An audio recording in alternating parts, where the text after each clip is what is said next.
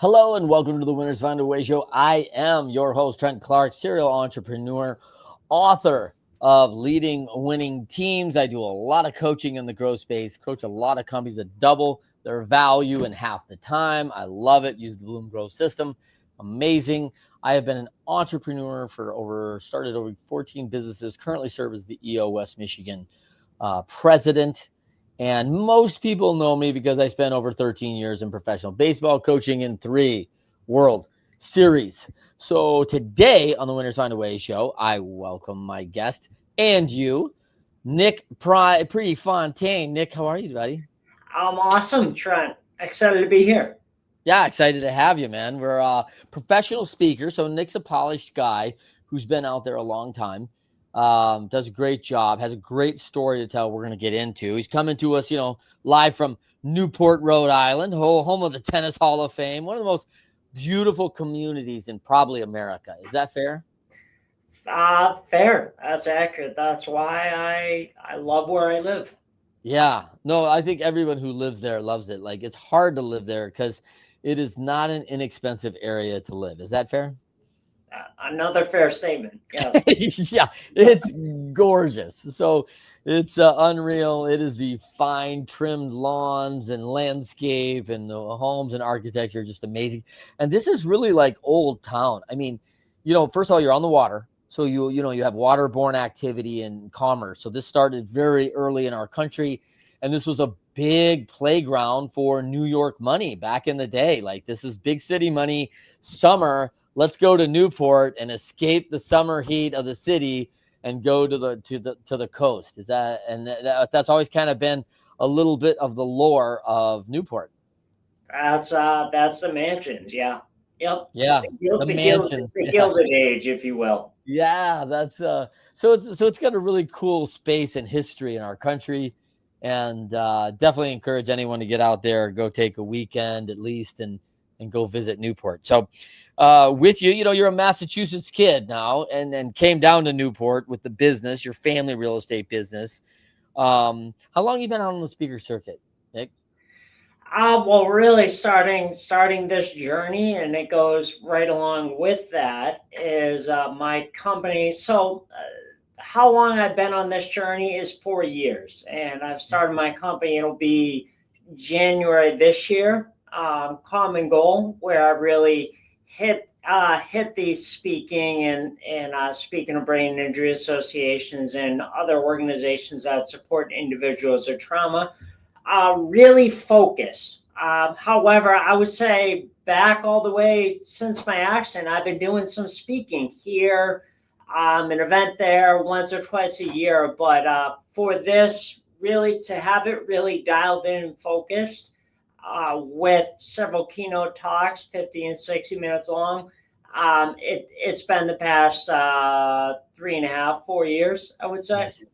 Well, you touched on 2 major subjects, right? TBI, traumatic brain injury, and an accident, right? This is Nick's a young man from a very entrepreneurial family, an entrepreneur himself, starts doing car washing, for the neighbors when you're 12, 13 years old, which I love. And I mean, like, listen, even doing pre-foreclosure work in real estate at 16, like, which is a highly distressed and stressful area. So I love some of the lessons, but let's talk about winners find a way, right? Winners, when shown data that they're losing, find a way to win. Take us back to the age, the accident, what happened, and walk us through a little bit of where kind of set this stage for your trauma training and your Common Goal message now today. Sure. I mean, that's the perfect place to start, Trent, because then if I start there, then I'm able to hit all the little highlights that you were hinting at, which is like door knocking doors when I was in high school, everything like that. So it all goes back to a fateful day when I was in 8th grade with my friends, and we got released a little bit early, which is always a really big deal. And being that age, 13, 14 years old, you get released, get to miss school a little bit. It's always a big deal. So half day, come on, that's right. Yeah, it's freedom, man. It's freedom, right? That's right. We got to miss time, and it was like sanctioned by the school. So we were on the bus, and actually, my friends and I were the minority. We brought our snowboard gear on the bus to get ready so we wouldn't miss a precious moment once we got to the mountain. And we got to the mountain and headed right for the chairlift, where the rest of the class, they went inside to get ready and waste time. And we could fit in like 2 or 3 runs during that time. So we were all ready to go. We hit the chairlift, and then on the chairlift ride up at the mountain, we noticed, Trent, that it was very icy because it had been raining earlier in the day. So people were wiping out everywhere. And actually, where the chairlift went over was right over the terrain park, where all the jumps were. And I knew as soon as I saw it that I had to go off the biggest jump in the terrain park. I mean, there wasn't even a doubt in my mind, like, oh, maybe I should be careful today. It looks a little icy, or I don't know. Like, there was none of that. That was definitely what I was doing. I mean, all the way down to, I was thinking what we were going to do after I landed that huge trick. Maybe grab a burger and fries in the lodge, or we could head over to the other chairlift for some runs on those trails. I was just happy to be there finally. So got to the top, buckled into my snowboard, took a breath of that crisp winter air, and confidently headed towards that jump with all my speed. And going into the jump, I caught the edge of my snowboard, and that's the last thing that I remember.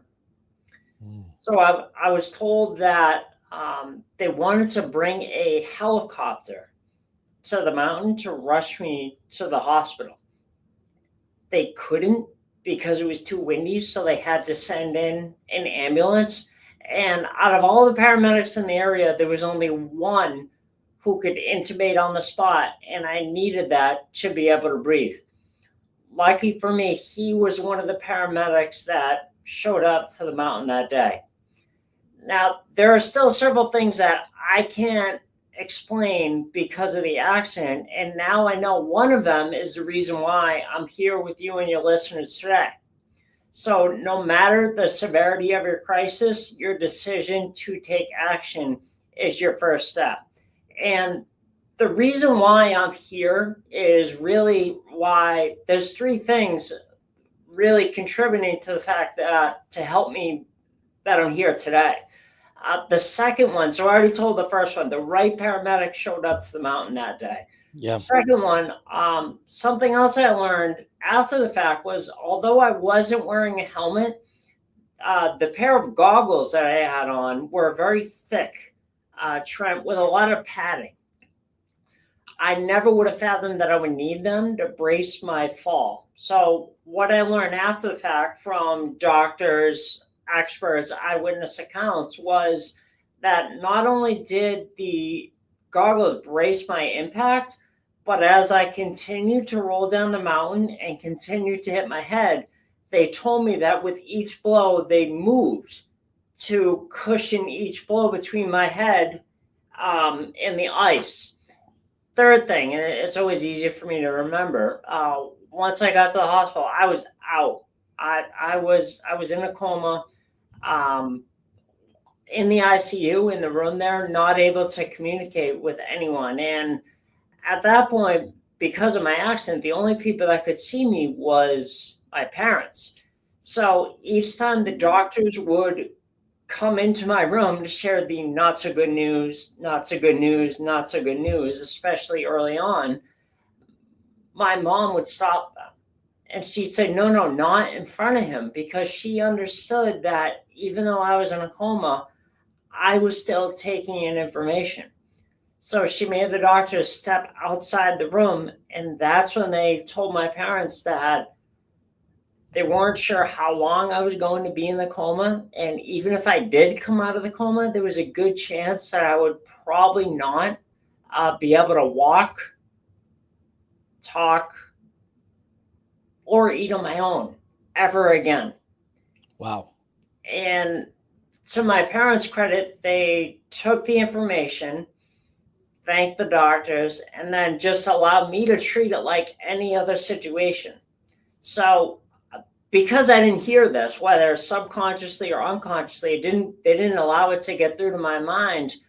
I didn't know any better. I just treated it like any other situation. So I was in the coma for 3 weeks. I really don't remember a month because it was a partially induced coma. They had to wait for the swelling to come down in my brain. And so a month later, in my eyes, a month, they say it was 3 weeks, but a month later, I was transported to a rehab hospital in Boston. And when I was transported to the rehab hospital, that's where my journey began. And it was at this time that I started to unknowingly use a system to not only make a full recovery, but run out of the hospital. And that's a STEP system. So that's what I do to this day in my work with brain injury associations and other organizations that support individuals that are going through trauma, as well as one-on-one work with people, and also through the STEP video series. So what I can do is give you like a 10,000 foot view of the STEP system. And if anyone's interested in learning more at the end, I can let them know how they can download it for free. So STEP is an acronym, stands for support. So make sure that you have the support of your family and friends right from the beginning. This is going to have you falling back on relationships that you built prior to your setback. T is trust. Trust that once you take your first step, your next step's always going to be available to you. And this also starts with trusting that voice that you have inside of yourself, and making sure that you follow it. So the way that I always like to illustrate this trend is right around the time that I was transported, probably a few weeks after I had been at the rehab hospital, I was still in a wheelchair, still really unable to communicate much beyond a whisper. I think my voice was at that time. And I overheard my parents talking with my team of doctors, therapists, and they were saying, okay, what do we need to do to make sure Nick makes a full recovery? I heard in the back of my head, you're going to run out of the hospital. So then I was able to communicate that to the rest of the team, and running out of the hospital became our common goal. Yeah. E is, and that's where my company name, that's where it comes from. So E is energy. Maintaining your energy allows your body's natural ability to be able to heal itself. Medication has the potential to get in the way of that. Finally, P is persistence. So once you take your first step, keep getting up every day and taking your next step, no matter how small. And by continuing to move forward every day, you are building an unstoppable momentum. So if you fast forward less than 60 days later, at the rehab hospital, I realized my goal of running out of the hospital. And I mean, it wasn't like my work was done at that point. I had to continue to go to outpatient therapy for another 6 months, along with being tutored all summer long, 5 days a week, in order to continue on to high school with the rest of my classmates. Yeah. And looking back at this, I'm sure you can relate to this. Time when you're younger, especially when you're a teenager, is compressed. So if you're 14, 15, 16, you think in the future, 6 months, 12 months, 18 months is a lifetime away. Oh yeah, forever. However, I mean, the more time that I'm on this earth, I'm realizing that it's not a lot of time. So it took a mentor reflecting this back to me a few years ago, 3 years ago. And she said to me, wait a minute, so you were in your snowboarding accident, you were in a coma, and then you ran out of the hospital. Okay. So only 18 months later, after finishing your rehab, you were door knocking pre-foreclosure doors. and it kind of took me back. It took me a little bit to be like, oh yeah, that's really not that much time. So after finishing my rehab from being in a coma and my snowboarding accident, I got my start in real estate, and it was right on that time that when I was getting my driver's license, that my dad and his investment business, his investment company at that time, was playing with the idea of having bird dogs, if you will, um, go around to these homes that had received the notice of default letter from the bank, meaning they had missed several payments on their home, one or several payments on their loan, and the bank still hadn't foreclosed. So I would go to these doors, and I would try to set up meetings for one of our investors to meet with them the following week. And it was we were talking offline, Trent, before starting this. It was definitely an experience, because there's no better sales training. When someone is in a distressed situation, they open the door and you have to sell yourself basically within a sentence or two, or else you're getting the door slammed in your face. So I think that's a good place to pause. See if you have any questions about that. Yeah, I think it's a huge step, right? And I can imagine for someone who's missed a couple payments, the distress, they probably lost a job. What are the things that cause, you to lose payments, right? And miss those things. You know, I'm thinking, why would I listen to a 16-year-old kid? I want to see the 45-year-old white hair, like the experienced veteran who's going to offer some help. And so you may be setting the appointment with that person, but like, Yeah, exactly. I mean, am I going to be vulnerable enough to talk to a 16-year-old about this? But you are offering a solution, a potential solution to their issues. Yeah, and I was actually able to set up, and this isn't all, and I want to go back to this point of it. At first, I tried it. They just gave me a script. Here's a script. Here's what you say. Here's where you go find out where these are located. And oh yeah, here's a leave behind. You leave with them if no one's home. You just jam it in the door crack or whatever. So um, I was actually at first I just tried it on my own. That's all the information I got, and I didn't have a lot of success. So I got faced a lot of rejection. Not a bad thing, but got a lot of doors slammed in my face. So shortly after that, my dad flew my cousin and I out to California to shadow the number one person in the country that was having success with these pre-foreclosure doors. And once I saw his approach and how it differed from mine, I changed it. So like everything, he was so polished. So I'm not a negative boy. I'm not trying to manipulate anyone. I'm just trying to help people and help them bring their walls down. So once I saw his approach and how different it was than mine, I made those adjustments and changes. And then once I got back home, I made those adjustments and started seeing a lot of success.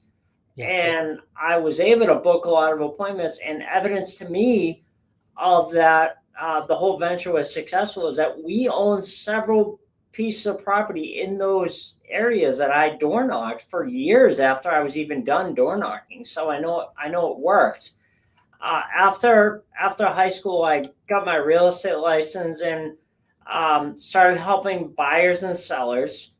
And then in 2014, at the end of 2014, my dad approached me and he said he was buying all these homes creatively at this point. The business had evolved. So, especially after the real estate crash in 2008. So creatively at this point, without using any of his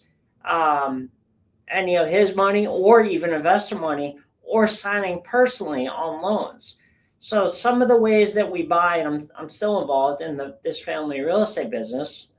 Some of the ways that we buy creatively and non-conventionally is with a lease purchase, basically a delayed cash sale. So we'll take over all maintenance responsibility and upkeep over the course of the term of the lease purchase, and then at the end will cash it out, and then they'll be able to move on 100%, and their name will move off title. Second one is if there's an existing loan, Trent, we can actually close on it and buy it subject to someone's existing financing. And then if there's no debt on the property, we can buy it with owner financing, close on it, and then structure principal only payments to them. So however we're buying it, that's just to keep it simple. Those three ways. However we're buying it, we're always selling it on a rent to own to a rent to own buyer. So there are only 18% of the market who can walk into a bank and get a loan today. So we're marketing to the other bigger portion of the market, the other 82%, 80 or 82%. Not to say that they're all good. However, there's a portion in there that they make great incomes. They have money saved for the down payment. They just, for whatever reason, are not able to walk into a bank and get a loan today. So we'll get them into the home, get a down payment from them, structured upfront and over time, get them connected with credit enhancement and on the path towards home ownership. And we're seeing a lot of success with that. And actually, a lot of our rent-to-own buyers get to the end and be able to get their own loan. So the systems, tools, and processes that we use actually allow us to industry average for this when investors like industry average put rent-to-own buyers in homes. They're probably only successful probably 10 or 20% of the time, where we see the inverse relationship because of all our systems, tools, and processes the checks that we put the buyer through. We're finding up to 90%, 80 to 90% are able to get to the end of their agreement and get their own loan. It's a great business model. It's a great business model. And, I think it's one of the things that you probably learned as a 16-year-old, like, people do not want to be in this situation. Like, this is not what they chose, found themselves here, and there's a way they can repair that. Right. And we can give them a path of repair, a path of that ownership again, and find a way. And I love that, man. I think that's so important, because it feels like a lot of people will, if, shown a plan, can enact it and show them how to do it. They just don't have the knowledge. Is that fair? Exactly. Yeah, that's right. And it was actually since 2016, we started holding events once or twice a year where we would have all our students and associates, Trent, come in from all over the country, and we would get to meet with them. And we actually have one coming up in like 30 or 40 days. We got to have them come in from all over the country, and we hold an event. And we get to share more of our systems, tools, and process and everything like that. Mm-hmm. And part of the deal with Smart Real Estate Coach with hosting our events is I've always had the ability to tell my story. So I can get on stage and usually once or twice a year since 2016, tell my story for maybe 10 or 15 minutes here. Well, ever since I got out of high school, I've always had this voice in the back of my head that's been saying, yeah, okay, great, Nick, but what you really need to be doing is telling your story from stage and helping trauma victims, accident victims, health challenge victims through their trauma and challenge first, and then thrive with the rest of their lives. So that voice has always been there. And because I've had the opportunity to tell my story maybe once or twice a year since 2016, I always thought, oh, okay, I'm listening to that voice, and it would go away and get quieter. However, not really. I was doing a little bit of speaking, like I said, 10 or 15 minutes. Well, someone saw me tell my story, in 2019 at our event. And at that point in time, it had been the longest time that I'd ever spoke on stage. It was maybe 15 or 20 minutes. And she approached me after, and she said, "I'm not trying to steal you from your dad.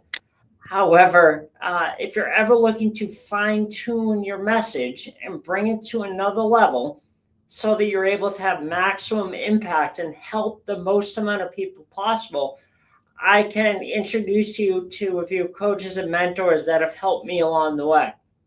Yeah. Well, I wasn't ready yet, Trent, because I was going through a voice issue. I had a voice issue that was making, that's how it sounded. It sounded like it was like really strained and Forced. Yeah, like a lot of tension. That's how it sounded. And it didn't feel that way, but that's how it sounded. So I developed this voice challenge back in 2012. And actually, a quick sidebar.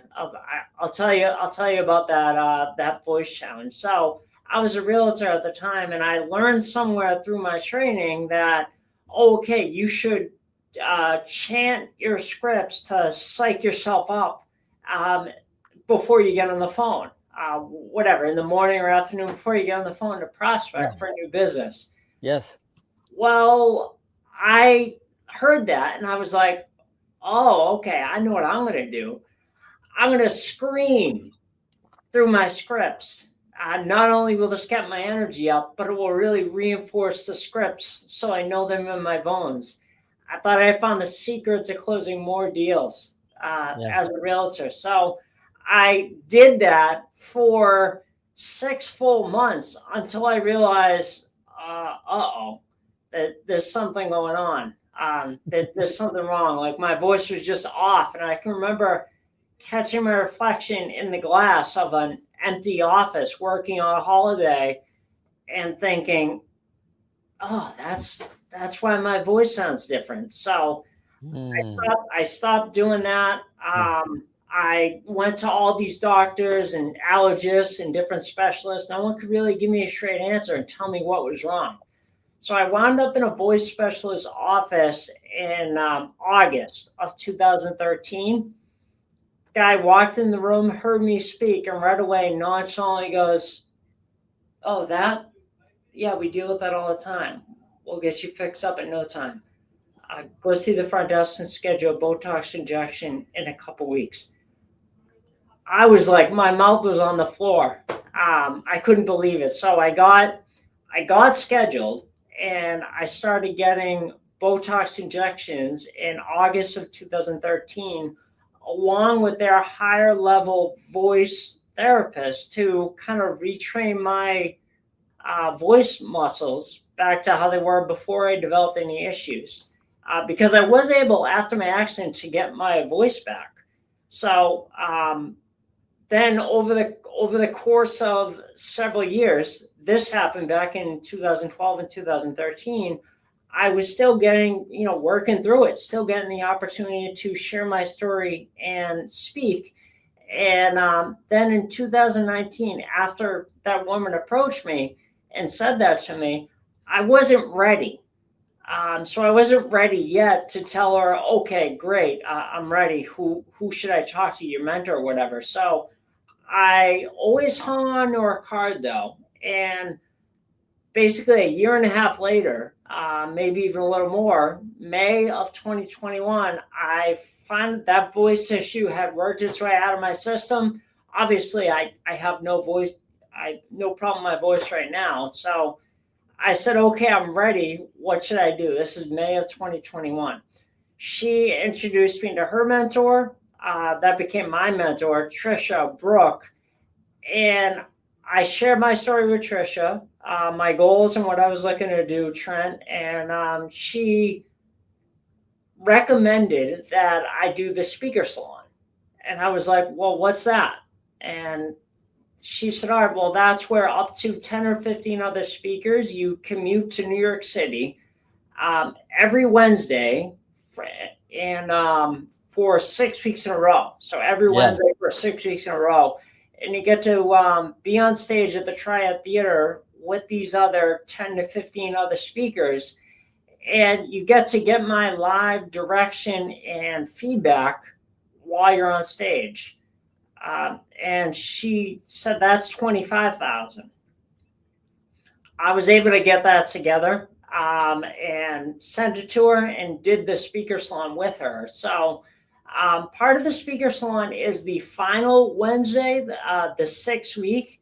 We got to perform our 10 to 15 minute talk in front of event organizers, event planners, podcast hosts, TEDx planners, people that are looking for speakers for their stage. So going through that process with her was amazing, and I got a glimpse of what it would be like to work with her. She, halfway through it, Trent pitched the idea of what it would look like to work with her one-on-one. And she said she specializes in working with speakers, help them build out their speaker platform. I didn't even know what that was. I didn't understand what that was. However, I just knew I needed to follow this. Like I needed, again, with the voice, like the voice in the back of your head, I needed to follow this. She said, that's 75,000. I was like, all right, well, I don't have that hiding underneath my mattress. However, give me a week and I'll figure it out. And I went and applied for financing, got approved, and 6 days later, I wired her the money. I'm so thankful that I did because she was able to pull the STEP system out of me. Yeah. On our first call. So the STEP system was all, it was all inside of me prior to working with her. And she, on our first call, said, all right, so you have this great story that you were in your snowboarding accident, you were in a coma, then you ran out of the hospital. How'd you do it? I was like, I don't know. I just got up every day and kept working. And she goes, no, not good enough. So she kept asking me like 6, 7, 8 times to the point where I was frustrated with it. I was like, I don't know. Stop asking me.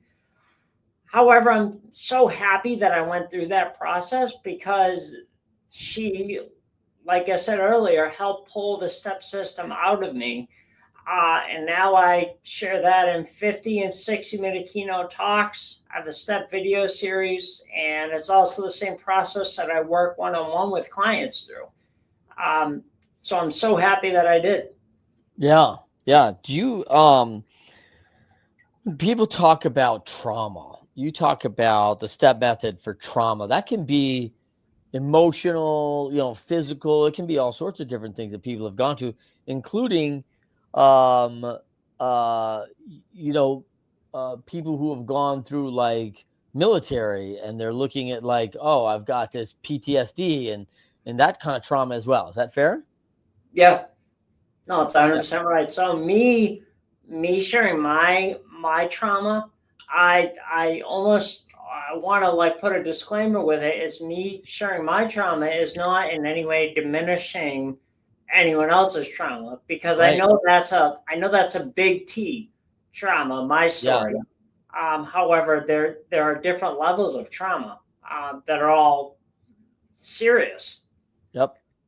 Yep. It is serious. And I think people miss that. I think that people think, and trauma is unique, right? Trauma is unique, except stress responses, hormonal responses are very similar across a bunch of different distressful things that happen in our lives. Like our body have a fight, flight, freeze kind of mode, and there's a bunch of physiology that's happening inside that, right? And then there's a bunch of emotional response, and then there's a mental response, of course. And, sometimes there's a moral response as well, right? Where we have things that happen. I had a good friend who, in a horrific accident, somebody died in that accident. And that triggers a whole nother thing about, guilt, shame, all these things that happen because of the accident itself. So this system, let's talk about, what you're doing with Common Goal now. How are you implementing the STEP across? Like, how do people get involved and go, hey, listen, I want to learn more. I want to do more of this. inside a step with our therapy or with our clinics, or how do they find out more? Sure. No, thank you. Thank you for asking. It's nickprefontaine.com/step. They're going to be able to download. I mean, believe it or not, what we covered is only a 10,000 foot view of the step Sure. system. So they're able to download the entire step system for free. If they go to nickprefontaine.com/step, and they're going to learn all about support, trust, energy, and persistence. And especially if they're just in the initial phases of facing a challenge and they're almost stuck and they don't know what to do, they're thinking too far in the future. This can be a great first step, because what we find is once you take your first step, your next step's always going to be available. I love that. I love that. Yeah, so I got that in the link below. You can see nickprefontaine.com/step to go yourself and go learn more about that. I think that's a really, really kind of key element here. When we talk about, um, TBI, one of the challenges is, a lot of happens when they're adults, right? Which means they're reverted back to a younger age. Tell us a little bit about the difference in your walk, because you were a young age already, probably close like prepubescent, right? Like this is a really challenging time as a 13, 14-year-old, right in that category, pre-high school. There's a whole ton of environment going on in the body and a lot of changing going on in that time anyway. And now you layer this in, where that's very different than a 30-year-old getting in an accident and trying to come back to somewhere where they already knew that path to get there. Is that fair? Yeah, and they a couple things about that. Yeah, the what the doctors said, and who knows if this is actually, because take it with a grain of salt. But the doctors shared with my parents that they said, if his accident happened any later, um, there isn't as good of a chance that he could recover the way that he did, just Hmm. because the brain, the head and the skull and the brain and everything is still forming. Um, if that makes sense, it was at like the last, like the oldest I could be without. It would have been harder, in other words. Yeah, pliability, right? Older. Like, yeah, you're still in a pliability phase of development, and I think that's big. And a lot of people talk about that too, from like orthopedic injuries, like, oh well, I got hurt at this time, but like, hey, it's actually not always a terrible time, because you're still going through growth phase, right? Mhm. And so that injury comes at a time where you're still in a growth phase, and the body's used to grabbing nutrients for that energy, and the healing can be faster. So that's intriguing. That's really intriguing.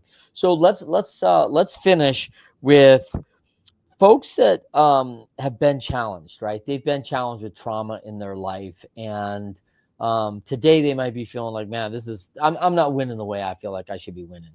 Um, Talk about what's that kind of next thing. What's that next step, right? What is that next thing that says, hey, I'm going to get back to where I need to be? Because one of the things that I'm a preacher of the victim mentality. Like, I don't love it, right? Like, I believe in the inner modem of control, right? And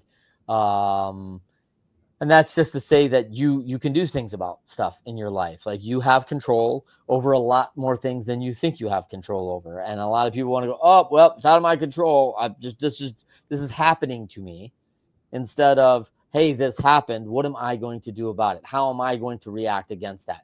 So talk to them a little bit about today, if they're feeling this, if they're going through this, or someone close to them, loved ones. What's that where we got to get ramped back up and get back into action?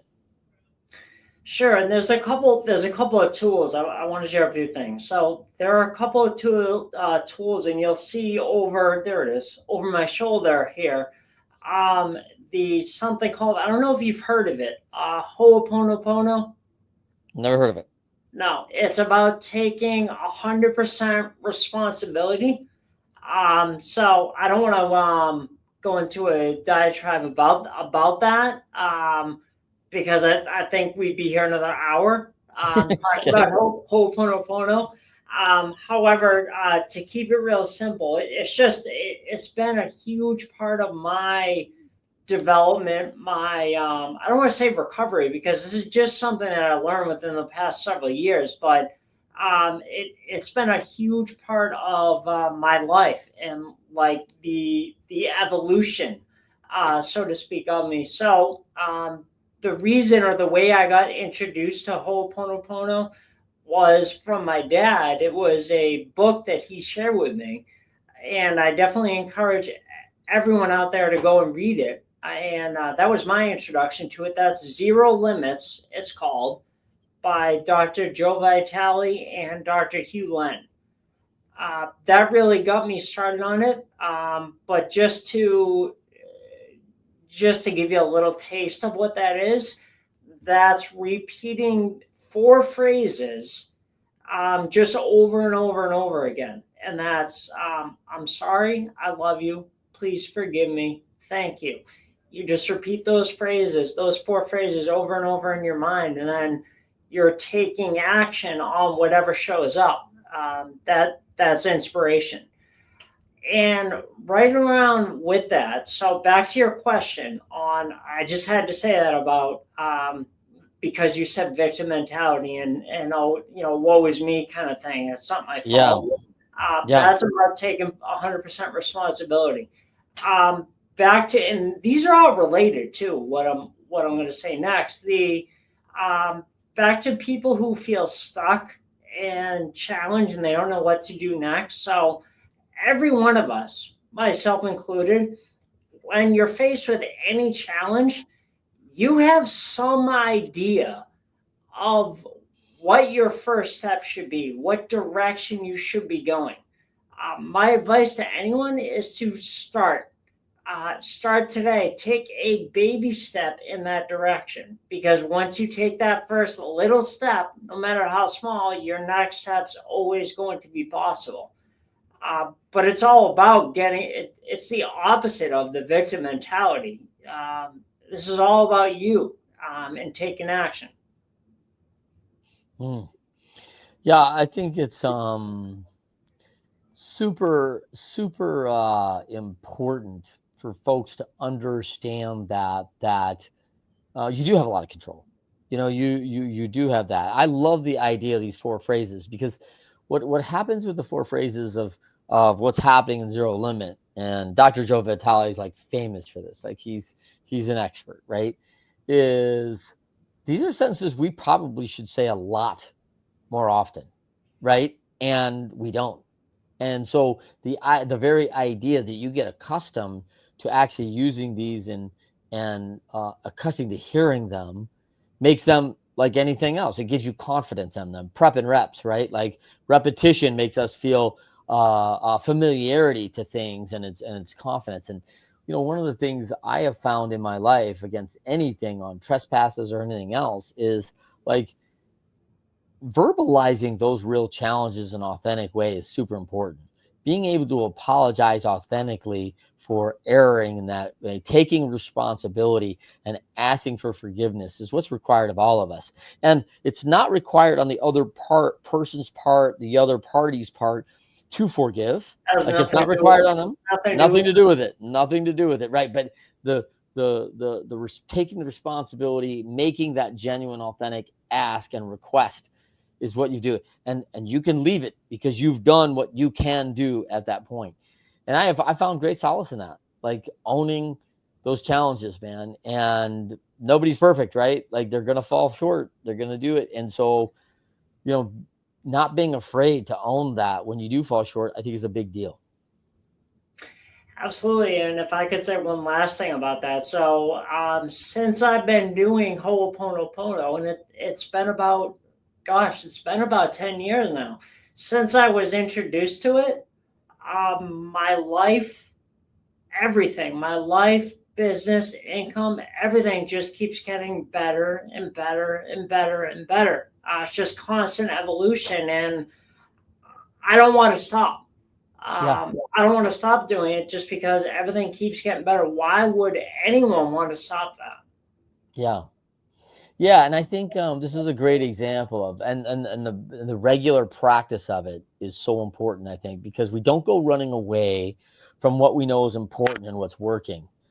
We drift, and oh well, it's so good. Maybe I don't need to do it as much anymore. Maybe I don't need to say my sayings every day. Like I'll start doing it once a week. Well, the reality is we don't run away. We drift away. So someone who's just like, hey, I'm going to be intentional about this and put this time into my life because I see the direct result because I do A, I get B because there's a direct correlation in our result and how we interact in the day, and it's about those moments, and I think understanding that's a big deal.